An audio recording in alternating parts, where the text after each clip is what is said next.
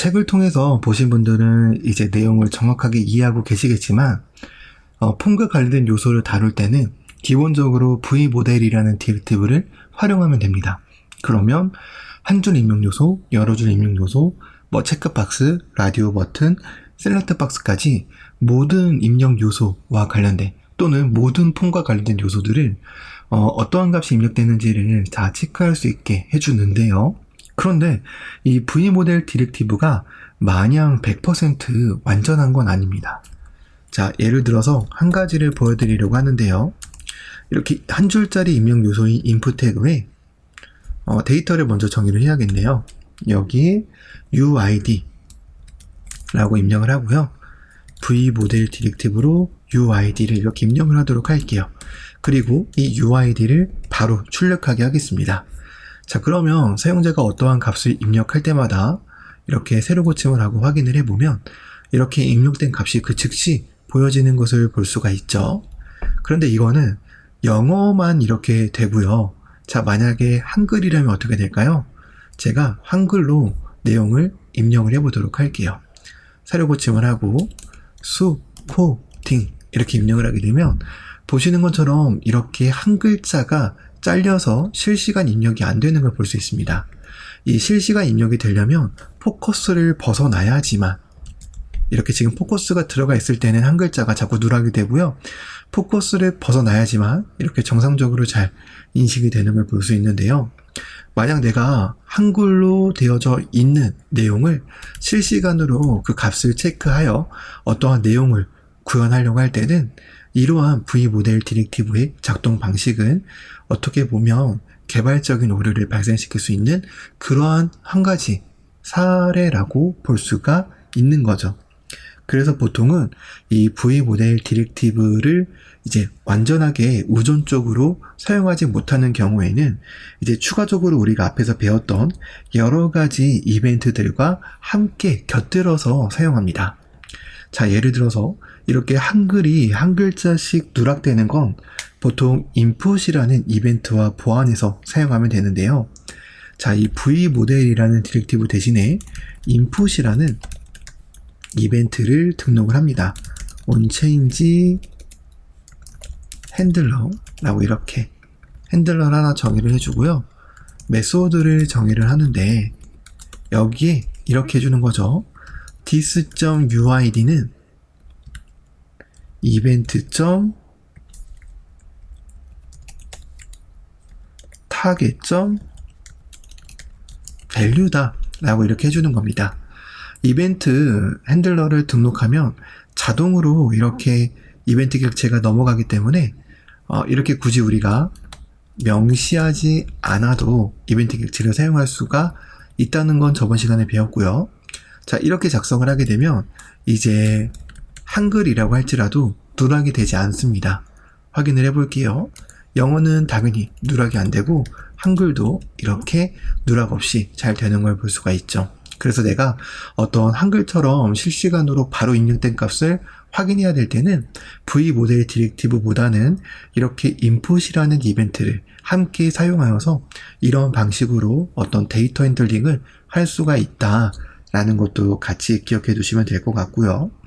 이젠 이런 input이라는 이벤트 타입 말고 또 우리가 유용하게 사용할 수 있는 것에는 change와 같은 이벤트 타입이 있는데요. 자, 예를 들어서 이 셀렉트 박스가 하나 있어요. 네임과 아이디는 필요 없으니까 지우고요. 여기 옵션 값으로 value 바나나, 그 다음에 오렌지 이렇게 적어주도록 할게요. 자, 근데 이제 여기에 우리가 뭘 하고 싶은 거냐면 가격을 적고 싶은 거예요. 가격. 그래서 이 바나나의 가격은 500원, 오렌지의 가격은 1000원을 출력하고 싶은 겁니다. 자, 그러면 이럴 때는 이제 우리가 어떻게 할 수가 있을까요? 예를 들어서 여기에 V모델 디렉티브로 이제 값을 연결을 해보도록 할게요. 우리가 앞에서 배웠던 것처럼. 그래서 fruit라고 이렇게 한 다음에 이 fruit가 초기에는 바나나라고 되어져 있다라고 가정을 해볼게요. 그럼 우리가 얘가 바나나가 500원이다 라는 거를 표현하려면 이렇게 할 수도 있겠죠. fruit가 바나나면 500원. 그게 아니면 1000원. 이렇게 해줄 수가 있을 거예요. 자, 뭐 코드를 확인을 해보면 바나나일 때는 500원인데 오렌지일 때는 1000원이 되는 걸 볼 수 있죠. 근데 이제 이 방식은 아무래도 이 옵션의 개수가 늘어나거나 어떤 개수의 선택이 많아지게 되면 이런 3억 연산자로는 처리할 수가 없어서 조금 복잡한 로직이 필요하다라는 단점이 있죠. 그래서 이제 보통 이럴 때는 여기에 change라는 이벤트 핸들러랑 같이 결합을 해서요. 어떤 로직을 따로 작성해주면 훨씬 더 편한데 on change select handler라는 함수를 하나 만들어서요.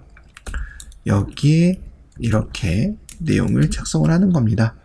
그래서 if 스위치 문으로 해도 되고요.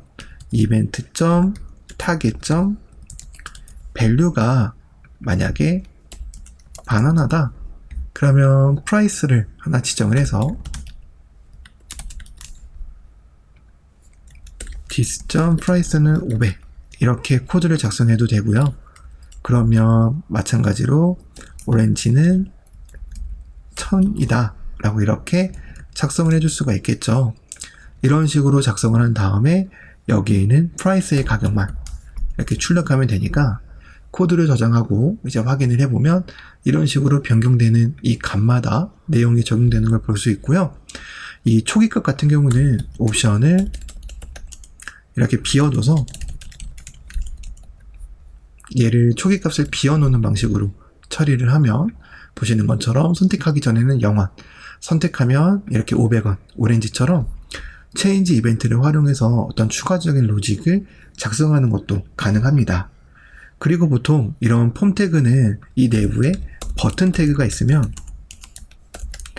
이 버튼 태그를 클릭했을 때 기본적으로 폼의 전송 이벤트가 발생하게 되는데요. 이제 뷰에서는 이 폼 태그의 전송 이벤트를 활용하지는 않고 이 어떤 예를 들어서 여기에 아이디와 패스워드가 이렇게 있다고 가정했을 때 우리가 로그인을 시켜야 되잖아요. 그러면 이 폼 태그의 전속 이벤트가 아니라 어떤 전속 이벤트가 발생하면 내부적으로 엑시오스라든지 패치 API 등을 활용해서 API로 여기에 입력된 값들을 넘겨주거든요. 그래서 간단하게 예제를 구성해보면 UID, UPW 이렇게 하고요. 얘를 V모델로 이렇게 연결을 해주고 여기에 서브밋이라는 이벤트 핸들러를 사용해서 전속 이벤트를 관리해 줄 수가 있습니다. 그래서 event.prevent_default라는 이 전속 이벤트를 억제하는 prevent default 메서드를 사용할 수 있고요. 여기에 이제 추가적으로 사용자가 입력한 UID와 PW를 가지고 어떤 API 로직을 태우면 됩니다. 한번 확인을 해보도록 할게요. 여기서 이제 ABC 1234 누르고 로그인을 누르면 전속 이벤트가 발생하지 않고 이렇게 콘솔 메시지가 출력되는 걸 볼 수 있죠. 그래서 우리는 보통 이렇게 뷰에서 어떤 로그인 같은 처리를 할 때 폼의 전속 이벤트를 처리할 때는 이런 서브밋이라는 이벤트를 사용할 수 있다는 것도 같이 기억을 해두시면 되겠습니다.